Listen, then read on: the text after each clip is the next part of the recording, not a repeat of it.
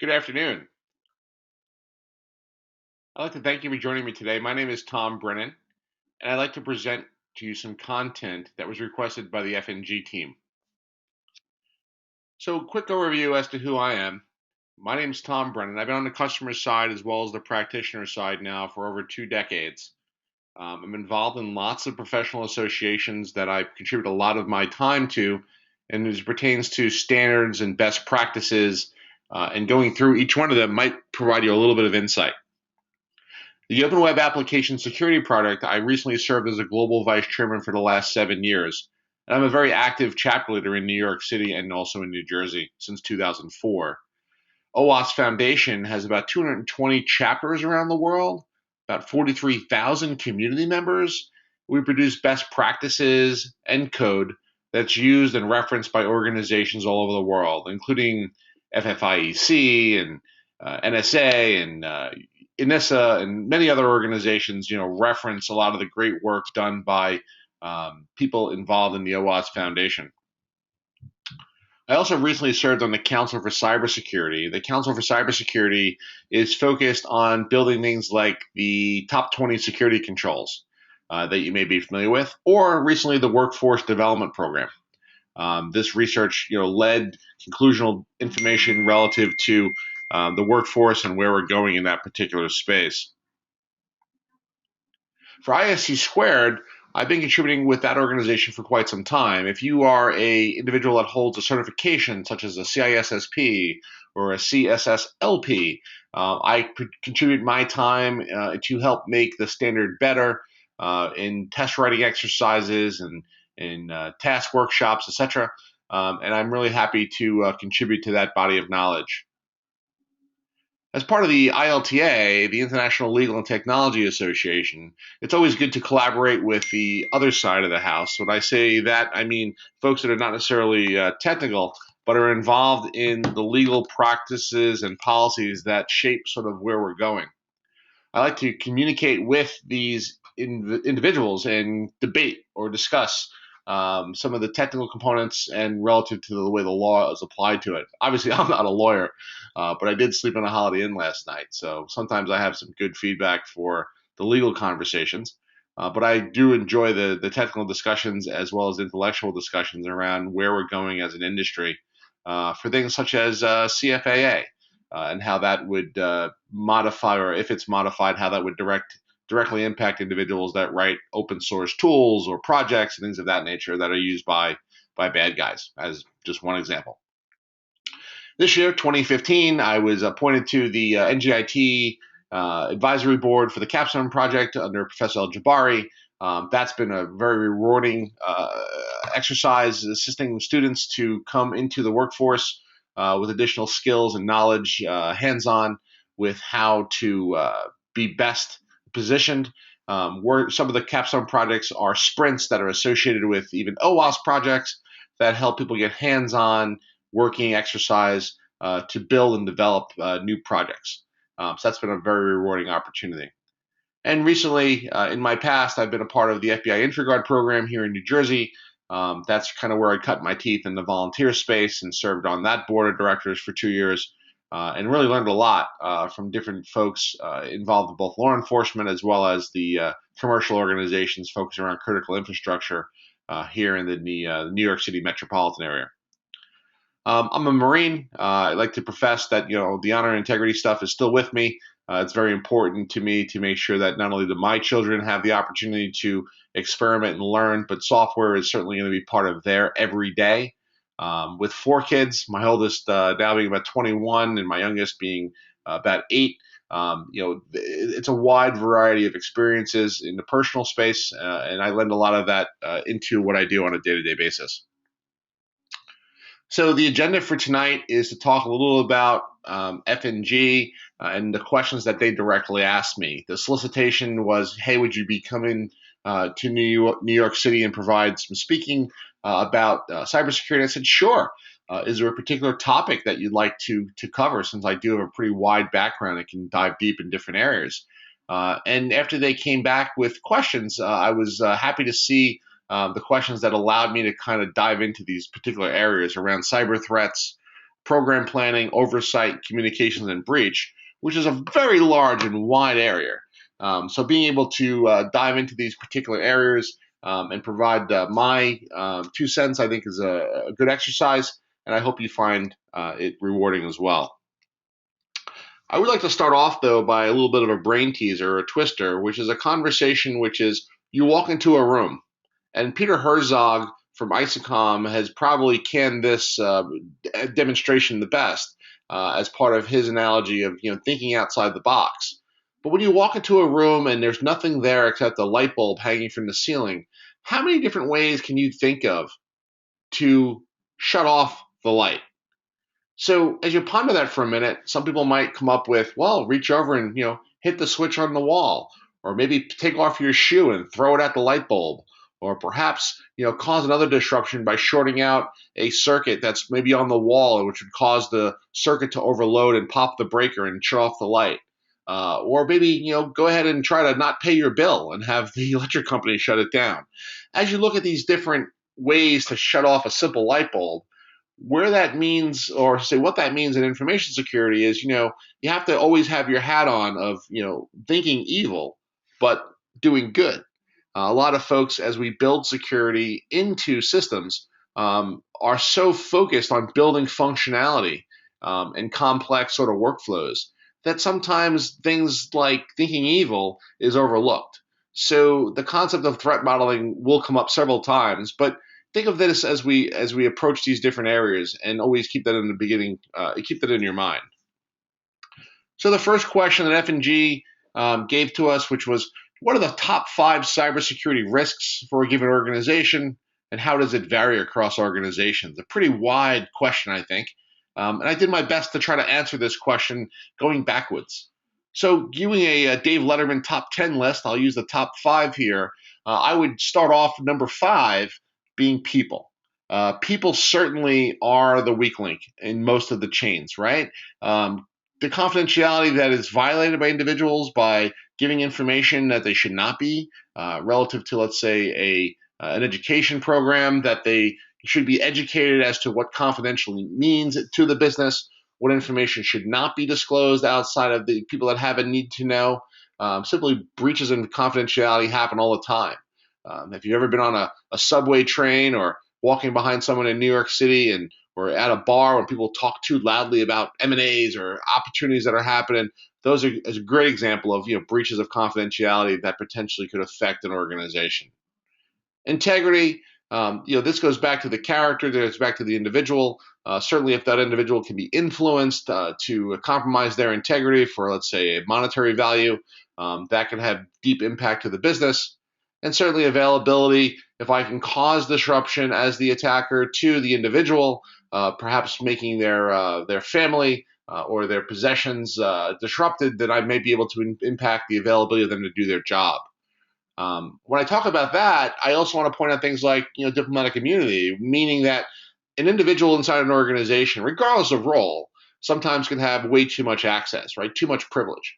My point that's usually well illustrated in some of the breaches that we can talk about are things like IT departments, that individuals that have keys to the kingdom that are actually part of the problem, meaning that they have more access than they need, even though they are quote unquote the system administrator or the sysop, right?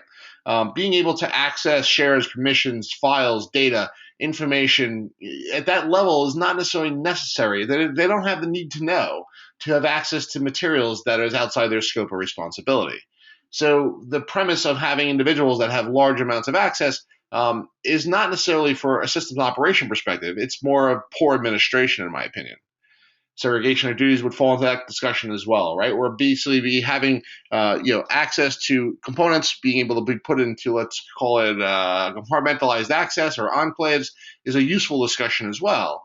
So that if one compartment of the ship, let's say, has a accidental problem, it doesn't cause the ship to sink. However, that one compartment may fill up with water that then needs to get pumped out and fixed. So minimizing risk to the overall business is a pretty important discussion. Number 4, process. Back to my point before of thinking evil and doing good. In many cases, processes are established, but processes aren't really looked at with an evil person's hat on, let's say, or the bad guy hat. where that they are very linear with do X, do Y, do Z equals a goal. But what if I was to make modifications to the process or inject things that weren't planned into the process? So speaking very vaguely, process is certainly a cyber threat risk to any business. So when processes are defined, it really takes the business owner, the data owner, and also the team that is going to be responsible to make sure the workflow happens to sit back and put their bad guy hat on and think about how would you disrupt this process? And how would you know if the process is being disrupted? Then only can you have a process that can have some assurance to it. Technology. Technology continues to grow every day. There's a new widget being pushed out there that people are jumping to buy. Software is continually being pushed in everything that we do. It could be from the RFID tag that's embedded in your dog. If you don't want to lose your dog, it's probably a good idea to do. To the pacemakers, the insulin pumps, the cars you drive, the systems that you touch every day, phones, etc., that all have software embedded in them. Software is notoriously buggy. Why? Because it's written by humans. Humans make mistakes. But the exploitation of connectivity is also another issue. Being able to have devices that are connected to us at all times of the day are great for convenience, but certainly do not work in a process that needs to be, I guess I'll call it air gapped, where that if my device is misplaced or lost or intercepted or communication is able to be grabbed off it, I should not have keys to the kingdom because of my silly little mobile device that I left in a cab, if that makes sense. So the exploitation of connectivity is a big problem, where that thinking outside the box a bit as to what could happen when this particular piece of software is compromised or this device is lost, or hey, I have a new toaster and a toaster is an internet-enabled toaster, allows me to print faces on my toast for my kids, although pretty cool. I would hate to have my toaster be a toehold inside my home network to get to other devices such as business devices that are used in my home network as well to connect back to the corporate jewels. If that makes a contextual sense, the concept here is that you're putting together lots of different devices with different risk profiles. That usually presents itself as a pretty interesting discussion because of sharing a similar location that has various risk levels associated with it. Lastly, logging. You can't be responsive to any risks that's happened or any breaches, let's say, that have happened without having appropriate ability to go through the evidence to determine exactly what happened. So in many cases, logging is an item that's an afterthought. If there's a device that's involved with what I do, and most of the time that is that is logging, I would like to be able to go back in time, and I like to know what has changed in a period of time, 30 days, 60 days, 90 days, whatever the retention schedule may be that I feel is appropriate. These could be things such as system upgrades, patches that were applied from vendors through auto updates. This could be components such as who accessed the security log or who attempted to change the security log. And of course, additional examples can be pushed out there, such as the recent news around Heartbleed, Poodle, and Windsock. These areas of software that had unchecked inputs and areas that are again missed by humans. Technology is certainly a risk for the organization, as you'd agree. Compliance. Meeting with both legislative and regulations are extremely important. There seems to be new compliance being pushed out there every day. New laws to try to fix bad software security practices, which I don't agree with. Software is a dynamic derivative of people trying to solve a problem in a creative way. The artists, if you will, the developers are working very diligently to solve problems creatively with a good front end, perhaps, or an easy to manage good back end. And again, security in many cases is usually an afterthought. As we change that model to think about impact and try to be more proactive, compliance and regulation are a good guideline, but are never and should never be looked upon as a security level. So just because you're compliant with a certain regulation, I can call out things like from FINRA or SEC rulings or PCI. These regulations or these best practices, as an example, are just that. They're best practices, and they should be looked upon as the bare minimum that the organization should be accomplishing. And in many cases, accomplishing the bare minimum, if that's the business you're in, that's fine. But I always like to say there's the Corvette, there's the Chevette, and then there's the Lamborghini, right? I mean, brands are brands, and at the end of the day, it really depends on what you're building and how it may be applied to the different brand that you're associated with. Not to say that a Lamborghini can't get you to the grocery store to pick up milk and eggs, and it's probably a lot more fun to drive the Lamborghini to the supermarket. But the Chevette would be just as suitable to accomplish the same goal, if that makes any sense. Number one on my list, the top 5 cybersecurity risks for any organization is supply chain. Supply chain, business interruption, cloud, catastrophes, things of this nature are really important. I want to call out the cloud discussion though, because when somebody speaks to the nuance of we're moving to the cloud and is it secure, I kind of have to chuckle and say, well, wait a second. You probably work with a lot of organizations, a lot of third parties are involved. Isn't your cloud provider a third party? Why is it any different in the conversation of illustration of what the workflow is and reviewing the controls and ensuring that you have the ability to manage and monitor? Cloud is a technology component, right? It's more of a discussional item. It's not this greatest thing in the world since sliced bread to let's go ahead and move our infrastructure to a third party. That third party is part of our supply chain. And then lastly, catastrophes. Catastrophes happen, right? Storms, hurricanes, squirrels, things that disrupt organizations happen all the time. Plan for business interruption, disaster recovery models, failover processes.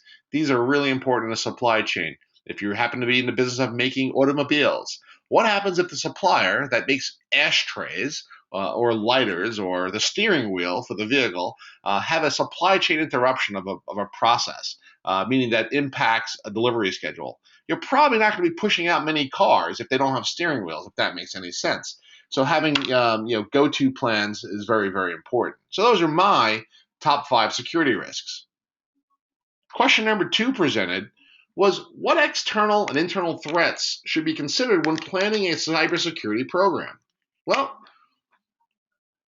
having some background in this space, I kind of thought about how to address this easily.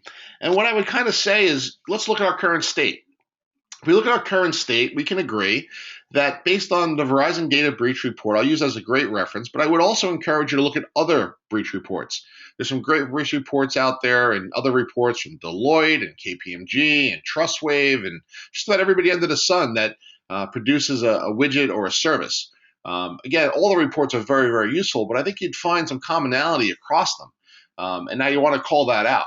Because even in the Verizon report, looking at 96% of applications containing vulnerabilities, that just really kind of highlights or underscores the statement that software is buggy. 35% of the breaches occur through web applications. Well, again, remember, physical breaches, smash and grab robberies, technologies, insider threat. There's lots of different ways to how a breach does occur. But if a high percentage of them are being done across the internet, then you would probably agree that I can walk into a bank and point a gun at somebody and take money and run out the door, or I can do it from my safety of my home and go through a proxy or two and be able to hack a web application to get data and then be able to monetize it. Which one's going to be less risky to the individual conducting the crime? We'll get to that as well. But remember what I say about the return on investment, or I should say the return on incarceration. The OWASP top 10, probably a misunderstood guide. These are not the top 10 vulnerabilities. These are really the top 10 risks that people should consider in application security. There's a lot of great projects coming out of OWASP that I've been involved with over the years, including ASVS, ASAPI, and many others, about 150 or so that are worth calling out and investigating on your own time. But the point is that application security is still an evolving area of specialty. Not having all the answers is okay. It's an important place to collaborate with your peers and find best practice and apply it to your business. Financial impact of breaches is growing, and you'd agree that as new laws come online, even some of those fines that'll be levied against organizations for failing to comply with best practice and due diligence probably will go through the roof. And change is very, very slow. Currently, the state of businesses that have been surveyed in the Verizon report also point out that they don't have a full mature method to track and control sensitive data. This is something as simple as, do you go ahead and encrypt data on a USB stick prior to transporting it through the airport to the next person on the food chain that has to do something with it? How do you go ahead and do secure communication between two organizations? What happens when you go ahead and put data at rest, or is it going across the wire in an encrypted form? Like, there's ways to basically address this from a security context that sometimes is just forgotten about. And that's really where the bad guy can insert himself into the stream, understand what the business process is, find that one area that is not being addressed. I'll use example of point of sale systems. Over the years, organizations have done a much better job with doing encryption on the wire, being able to send things across a wire, not in clear text, but encrypted. They've also done a much better job at data at rest, being encrypted when it's being stored on a particular machine or at rest.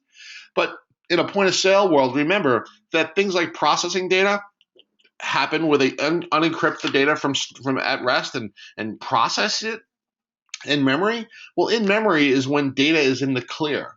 Hence why most of the malware is smart enough, and the malware is not smart enough. It's the people that write the malware that understand the business workflow.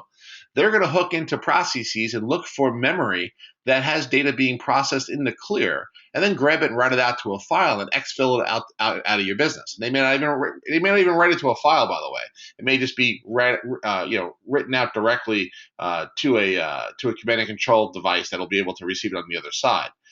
Point of this is that organizations still are transferring data between locations and with that sensitivity. No awareness training. Now, this is a big one. Lots of debate about this one. Should we invest the time in our employees so that they are aware about security?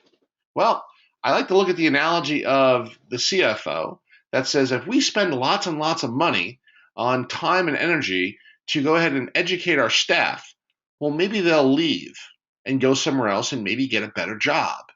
Well, the CEO comes back in that storyline and says, well, wait a second. If we don't invest any money, and if we don't educate them, and if we don't make them part of the process, what if they stay? So you have to position yourself on what side of the fence you're on. But I'm of the opinion that education and awareness training is critical to businesses today. Because of the attack vectors are so large, the organizations and individuals that are responsible to attempt to safeguard the business, they need the active assistance of everyone involved in the organization. There's no security without a you. Hence, you need to be part of security. Penetration testing. Well, if 21% of organizations don't conduct any sort of active penetration testing, that just tells me that they understand that you cannot hack yourself secure.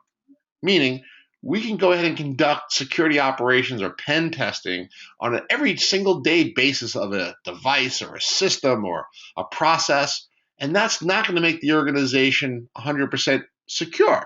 The point of it is that to not conduct any sort of assessment, I think, is quite foolish. You can't establish a baseline and make yourself better with at least establishing how fast you can run around the track. Or in the athletic model, how many push-ups can I do on Monday? And next Monday, I'm going to measure myself again. Am I getting better at what I'm trying to do? So what's next? Well, we know it's not going to get any better, right? We know that the Internet of Things is going to continue to drive things forward with technology and convenience. We know that we see every day in the news components around driverless vehicles, robotic stuff, aircrafts, drones. How long will it be before you get on an airplane without a pilot? And that goes between locations. Now, it sounds kind of spooky because I kind of am a big fan of overriding controls and doing things manually. So I'd have to really rethink the airline that is going to be flown without a pilot, but that's just me. Looking at sophisticated software embedded in different devices, for those that have the need for pacemakers that leverage Bluetooth, insulin pumps that also use close area networks for updates, or being able to use other sensor equipment like folks that like to use Fitbit. Like, there's all sorts of examples of how we're using technology to make our life much more convenient. Embedding them is certainly giving us more issue. And certainly you can address medical devices as being one area of improvement.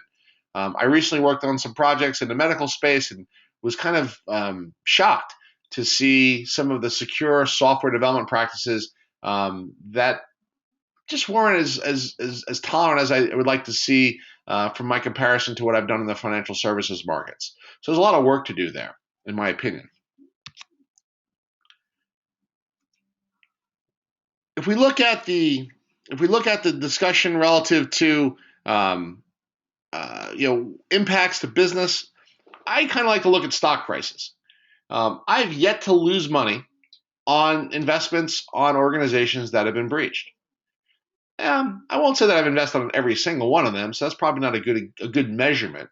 But I would definitely say that when organizations suffer a breach, it doesn't necessarily affect their stock price that much. Now, there are exceptions to this, of course. But when you look at different organizations that have suffered breaches that have been highly publicized, you look over the 52-week highs and you start trying to understand what's changed. In some cases, in Target's example, the CEO and the CTO and members of the audit committee have changed. But the stockholders, the shareholders, are holding these businesses or must hold these businesses accountable. I like to say that perhaps a lot of investors think that now that they've suffered their worst day, they can only get better. And quite frankly, that seems to actually be true if you play the markets. If you watch the news, you also learn things that happen, fairly frequently. It's, in this time in February of 2015, a lot of us have just learned of the $1 billion that has been breached with, again, another piece of crafty attacker APT model in the banking space. And having these organizations then, look at, organizational trade groups like FSISAC that put out public statements that say, we cannot comment on individual actions of our members. They've taken, but on balance, we believe most of our members are taking appropriate action. Again, trade organizations are phenomenal to try to help raise visibility and help raise sort of the level of expertise and sharing of information. But at the end of the day, it's the individual parties involved in the organizations that are responsible. So the consumer in some cases, or the business owner in many cases, needs to make better decisions with who are we going to put our money with? And what do I know about their process? If I'm going to digest food, as an example, I'll give credit to Jeff Williams here, which really enlightened me on ingredients of software. Look at what's in your software. What exactly are you buying? What is the process that's happened here? And how do I know that it's measurable? We look at many other organizations that have data breaches, pointed out by the folks over at Data Loss DB, who do a great job of tracking this stuff. There's been lots of breaches that have been in large amounts of records. The impact to individuals, the cost to businesses, the cost to consumers, the rising of such things such as interest rates at banks because of kind of covering their losses. There's an awful lot of process that's involved here that's sort of perpetual. I like to go back at it a different way. So to answer the question of how do we become proactive, I like to say let's reverse engineer the process. If you reverse engineer, hence this is reverse engineer spelled backwards, you might want to start off with what do we know about breaches? So again, the second question that was presented, which was what are the external and internal threats? Well, I like to say, well, what do we know? What are the threats that we can kind of start looking at and guarding against?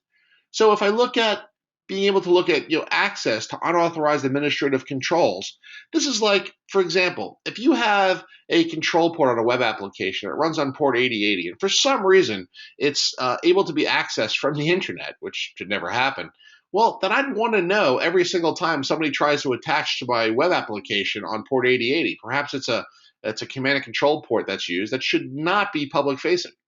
So public facing, you get my message. It should not be public facing.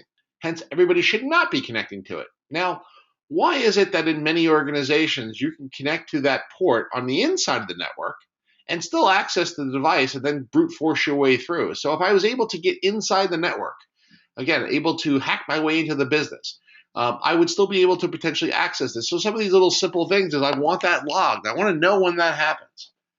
What about unexplained downtime? You've heard of, keeping things up 24/7. Of course, that's a perfect world, but it's not uncommon that when systems take a bump or take a moment to reboot or come back online, that perhaps something actually caused that to happen. And it's really important to understand what's changed. What's changed in the system? Were there any service activity changes?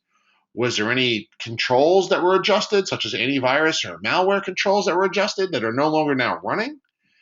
How about any logs that were attempted to be cleared? Perhaps that reboot was an attempt to force a log clearing exercise, or perhaps there's an hour of logs that need to be disguised because there was some tampering happening.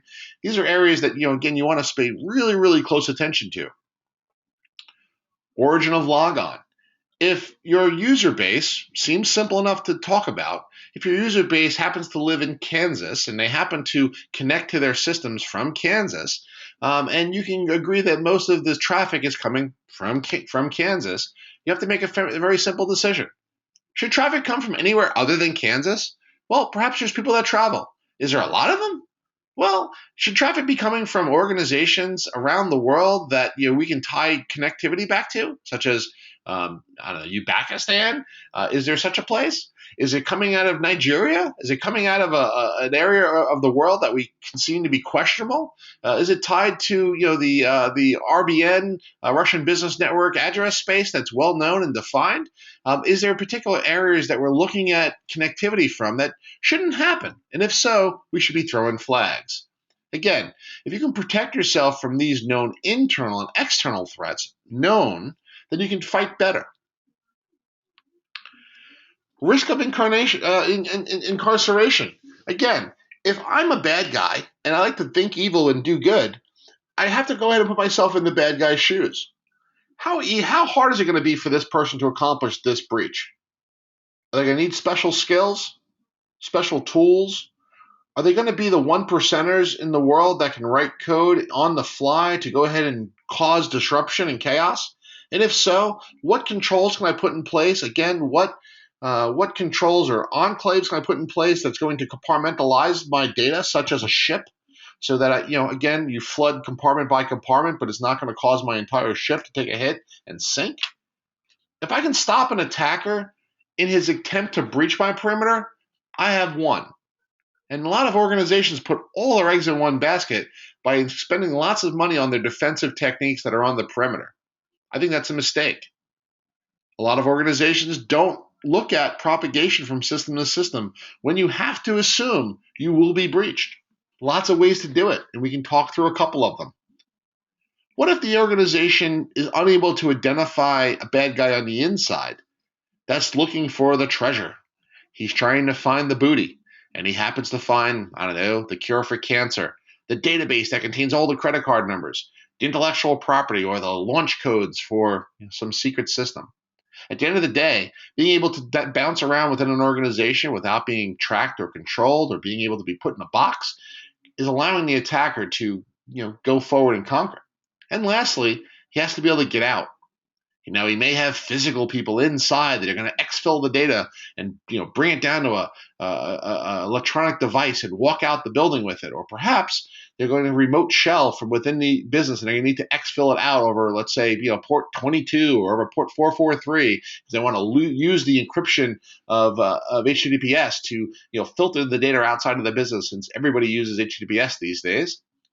But let's say the attacker gets sloppy, tries to exfil data in clear text, and you're not using, data loss prevention to look at clear text communication. Well, you as an organization have failed. Congratulations. So again, looking at a threat model, who wants to break in? What capabilities does the adversary have? What does the attacker want with your organization? Is it opportunistic or targeted? You can use multiple scenarios. And as you listen to this overview, the question is, who are you in this conversation? Are you a large pharmaceutical that experiments on puppy dogs and chimpanzees and are concerned about organizations that are focused on helping the environment and saving the whales? If so, that's one classification. Are you a commercial organization that is protecting yourself from a competitor that wants your intellectual property that you've invested billions of dollars to develop, such as the cure for cancer? And if somebody was to go ahead and grab that IP from you before you're able to release it and get it approved through the FDA, you're going to suffer a huge loss of financial investment. You get my point? Are you a law enforcement facility? Are you a local are you a local police department or a state police department or a federal police department that is going ahead and going to have the integrity of the cases that you work on destroyed or modified, which would get them thrown out of court? There's lots of discussions here as to who you are in this conversation, but some of these things are applied to different organizations the same way. I like to always suggest that when you try to build a scenario-based system to prove your security controls are in place, you should probably break it down by things like external threats. Understand what areas are important, whether it be physical security controls or operating systems. Look at internal threats to your access control systems, internal threats to your key internal applications, and go ahead and put a threat, an attack, a scenario, and a purpose together and do a tabletop exercise or a war game. Think about it. Can you sit down with the people involved in building the systems and the business people that are responsible for the actual system being in place and come to a conclusion that, yes, it may be possible that you can piggyback your way in after smoking a cigarette at the back door of the cafeteria and walk into the business untested, unchallenged. And you may be able to then circumvent yourself throughout the physical location and, again, maybe piggyback your way into a facility and be able to grab backup tapes and run out the door. That may be the worst day of any business. It may not be as hard as that. Maybe you walk in the front door and you tell them that you're the fire department and you want to go ahead and do an inspection of their fire extinguishers. My point is there's lots of scenarios. And when you establish the different scenarios and try them out, you have to figure out which ones are possible, which ones are probable, and then you need to figure out which ones you need to test to establish a baseline and then improve. Question number 3 was presented, which is, what is the best way for a cybersecurity oversight to be managed in an organization? And with my unicorn here continuing to jump at the answers, I'd like to think that, visibility, transparency, responsibility, and validation should be on the top of your list. Like an iceberg, there's lots of things that people will come to a conclusion with and say, oh, well, logging events and alerts is critical. We got to have all that. Okay, great. Well, go deeper. Go deeper. Go deeper. Let's look at how big the iceberg is, and let's figure out how we can manage these different areas as reconnaissance posts, alerting the people that are responsible on the data so that we can then have transparent validation that there's actually a problem. What if you're able to go ahead and give some responsibility to the end user, meaning your customer or your employee? What if the employee was to get feedback that says, hey, we've noticed you logged in, 5 times in the last 2 hours, and here's the IP addresses associated with them. If they were to note some sort of change or irregularity, perhaps they would alert you of that fact. Again, visibility, I always tie back to, a cockpit, whether it be a plane or a car, or the concept of knowing what's going on in the environment. How hot is the oil? What's the pressure? How fast are we going? And again, a SIM, as an example, is a really good investment for any organization to pull things together because, again, if you have multiple consoles, multiple systems giving multiple pieces of data, pulling it all together under one umbrella is kind of cool. But remember, sometimes if they're not tuned properly, if you don't know what you're looking for, then all you've really done is you put a lot of interesting chatter in front of you. And anyone that's ever sat in front of a command console and looked at chatter can quickly get overwhelmed.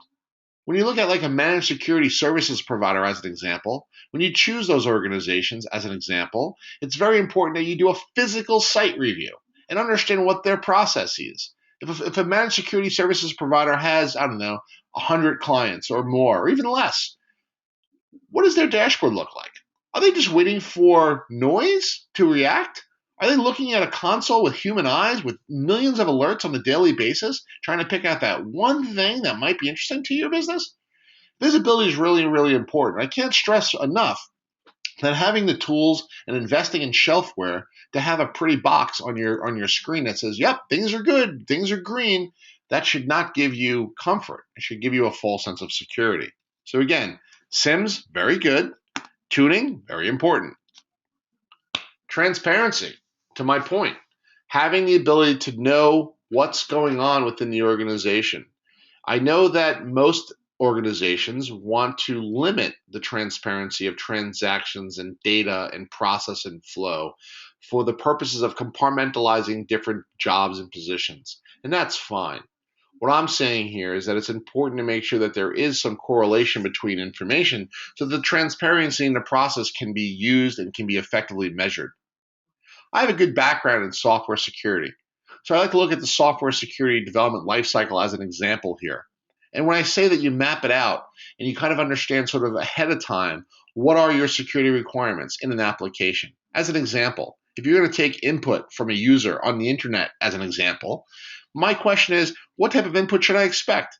Is it going to be, is that user going to upload a file to me for processing? And if so, in what format? Why then should I accept formats of all types? What should be the size? Is there going to be an average size that I can expect? Will it be under a certain amount or over a certain amount? We need to put some parameters around that. If you're filling out a form on a website, I would want to know, well, what are they filling out? Is this going to be like an alphanumeric A through Z, 1 through 9 discussion? Or can I expect, interesting characters and quotation marks and brackets and other components that may be used to construct an attack? Like having the simple discussions about what am I expecting in security requirements would really help organizations fight better. Looking at threats, again, putting on your evil hat, figuring out how to go ahead and circumvent systems or how to influence or put somebody on the inside, things like Easter eggs and magic parameters and having bad developers put in backdoors to code. That stuff does happen. Have no mistake about it. And it requires diligence on behalf of the organization that is producing a widget. It also requires diligence on behalf of the consumer, the organization or the individual that buys the widget. Now, if you're buying an internet-connected toaster, I don't expect you to do an analysis on the device. But many of my technical friends that will agree with me, not only am I intrigued by being able to have an internet-connected toaster, but I definitely want to know what that thing's doing. I definitely want to connect that device through a hub and sort of capture traffic and figure out, well, what exactly is it doing? Who's it talking to? Who's it taking its communication from? Is it only that SaaS-based portal that I can go ahead and choose the image I want to print on my toast? Or is it able to authenticate based on, let's say, an API key from any IP address out there on the internet, making my device potentially a towhood within my network? Again, having fun with the technology stuff is understanding how it works. And again, getting into coding and integration and validation and production. There's lots of great lifecycle methodologies available. There's some from Microsoft. There's some great work that's been done with the BSIM. There's been some great work done with the Open Web Application Security Project, again, with OWASP. And that brings us to conversations that are now sometimes not understood relative to development operations or DevOps. The ability of putting the IT, the QA, the infrastructure people together and actually getting things done.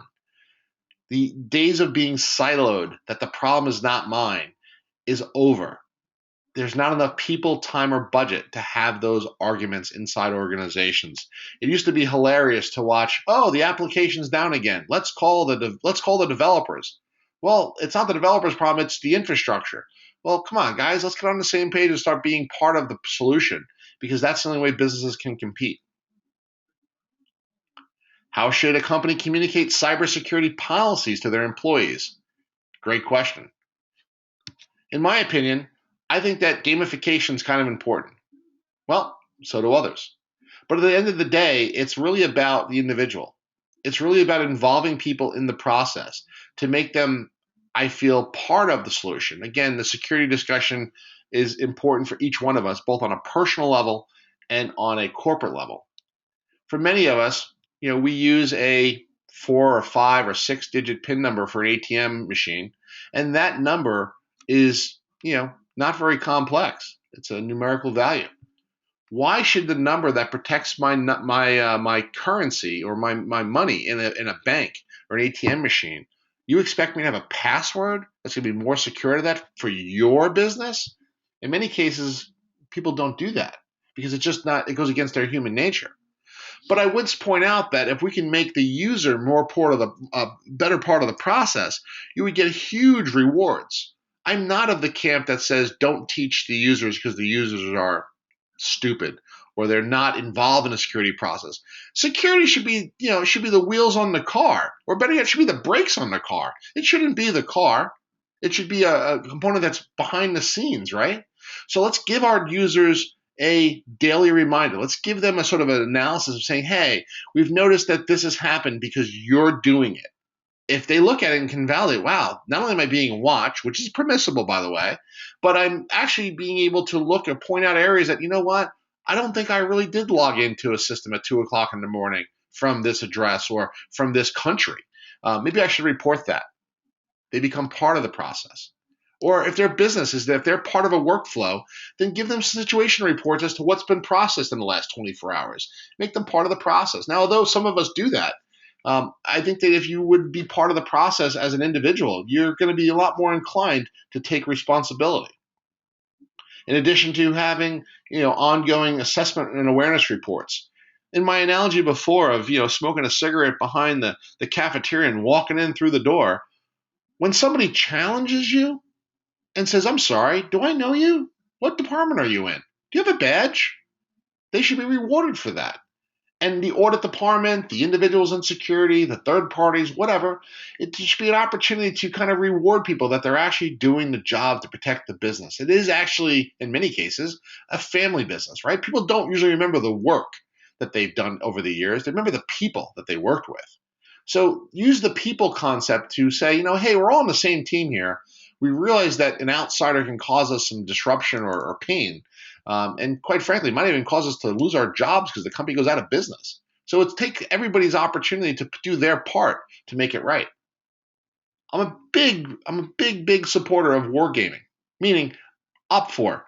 Sit down with the business owners, sit down with the technical people, sit down with people in the room that want to go ahead and have an exercise. I usually suggest beer and some food or at least some soda.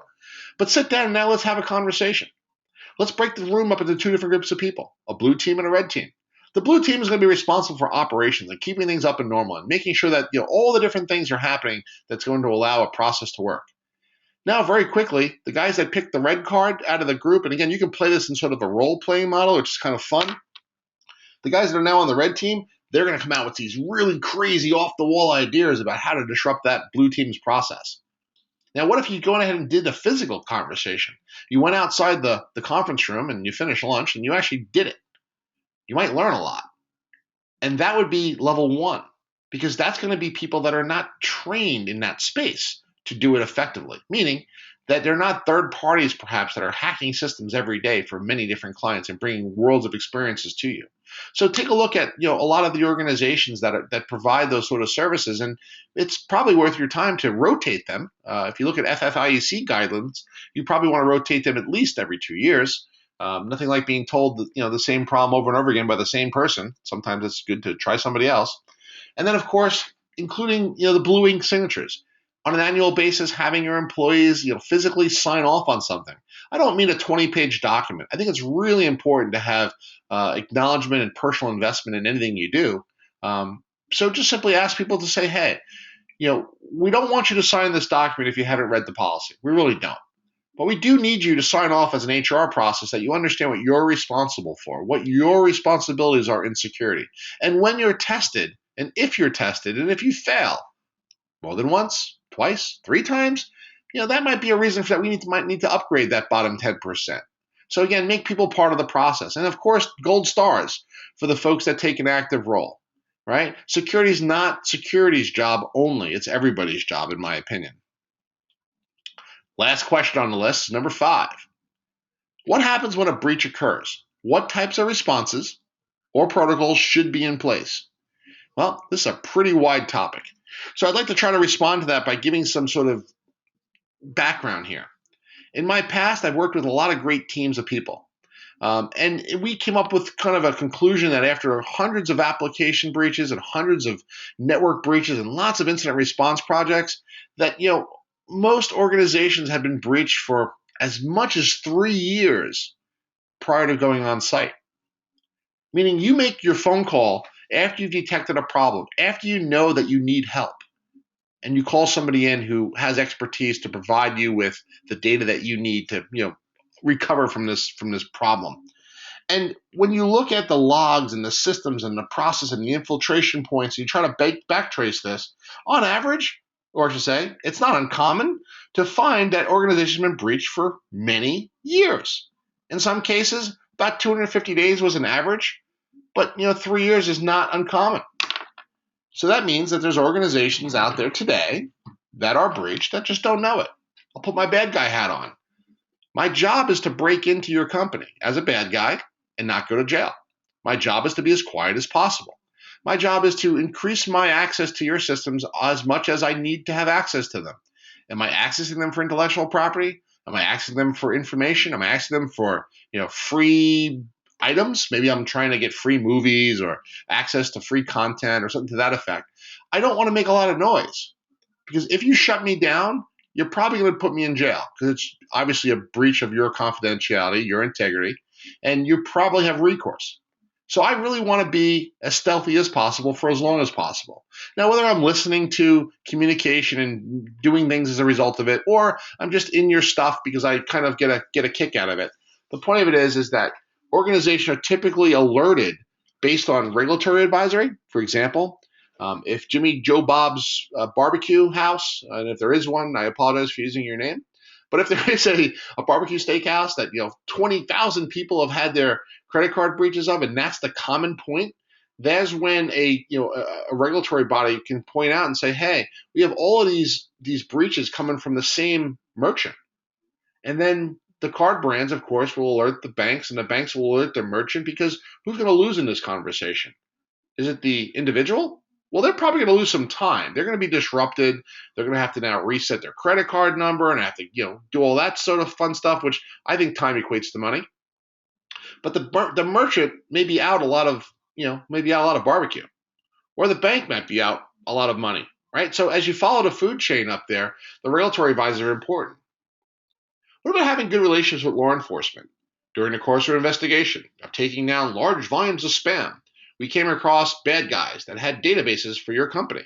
Did you know that? No.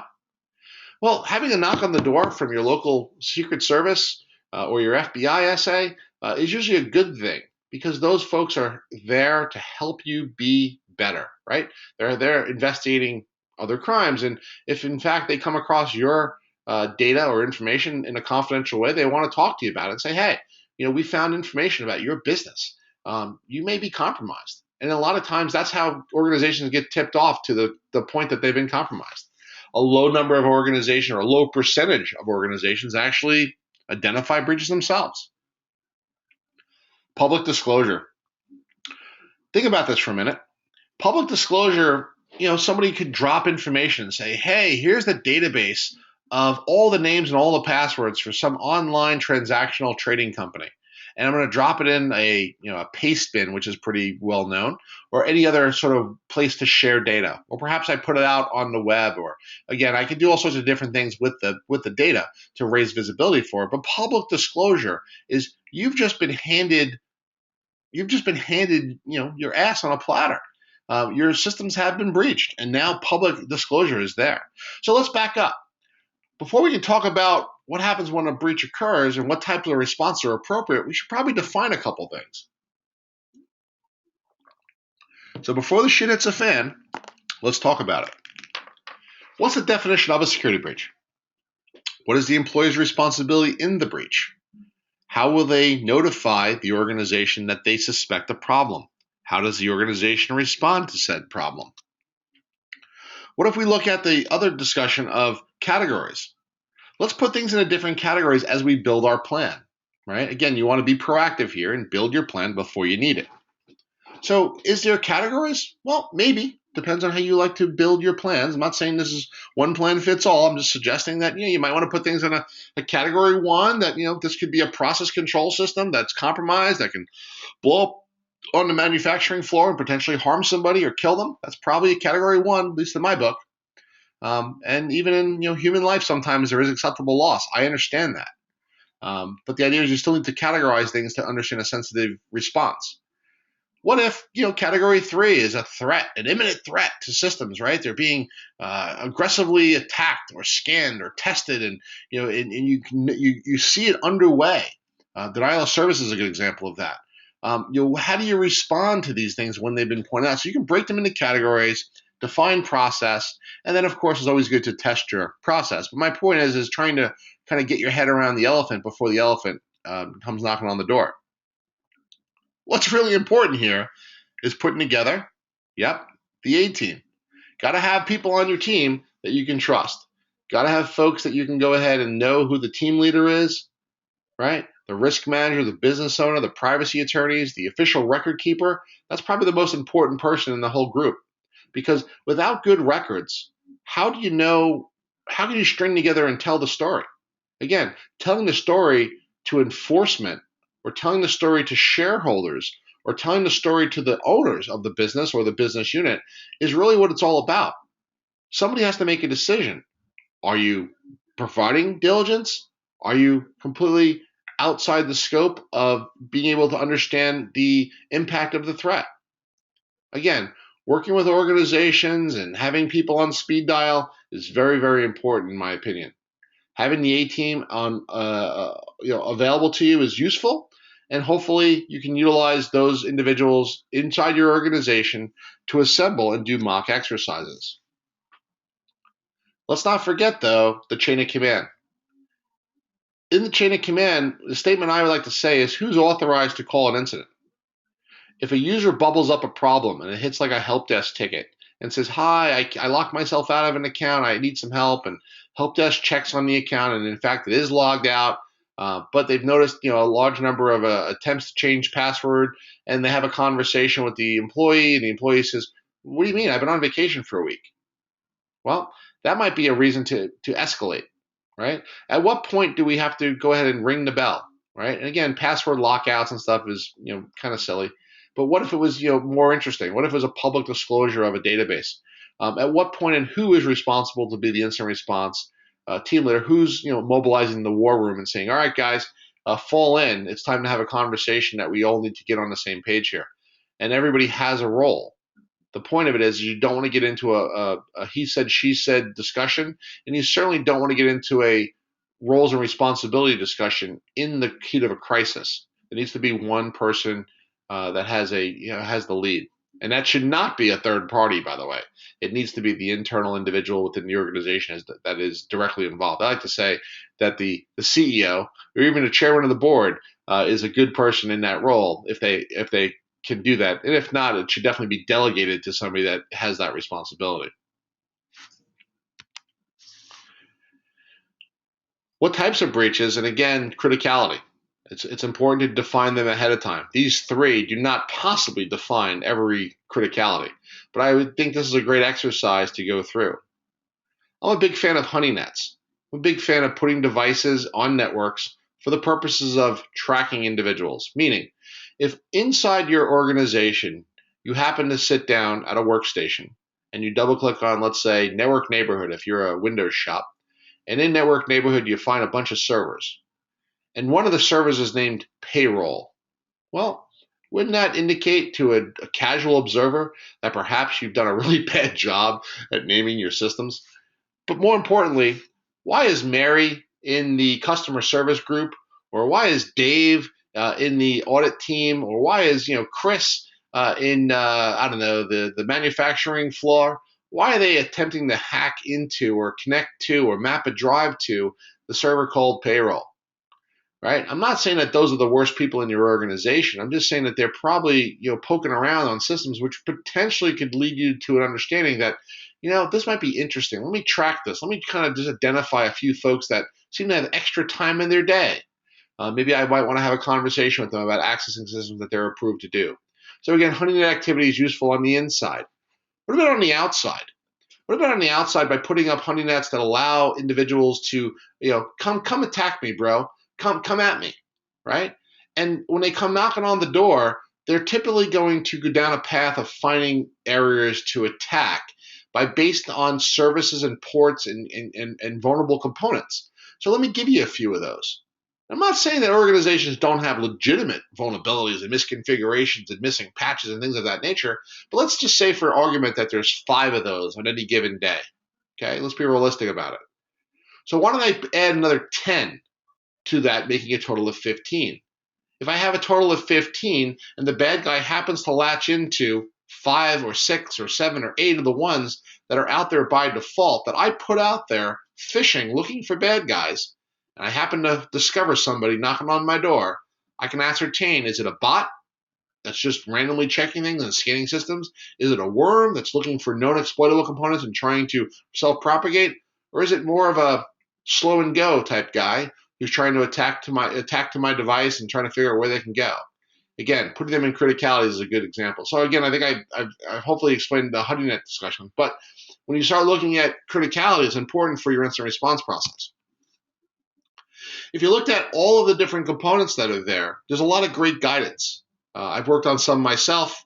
I'll point out two that are here. If you're part of the FSISAC, I think FSISAC has some good work from a lot of different people that have collaborated, as well as NIST, that is also a collaborative effort for folks around the world. So there's lots of great stuff that's out there. But remember, being able to then quickly examine the hosts, look for unusual file types, looking for evidence of passwords changes or log correlation information or inspection for any sort of file tampering. These are all critical things that you need to be able to do in order to be able to respond. So if at this point you're going, wow, there's a lot of stuff here, a lot of meat, I would say, yeah, there is. So are you prepared to fight?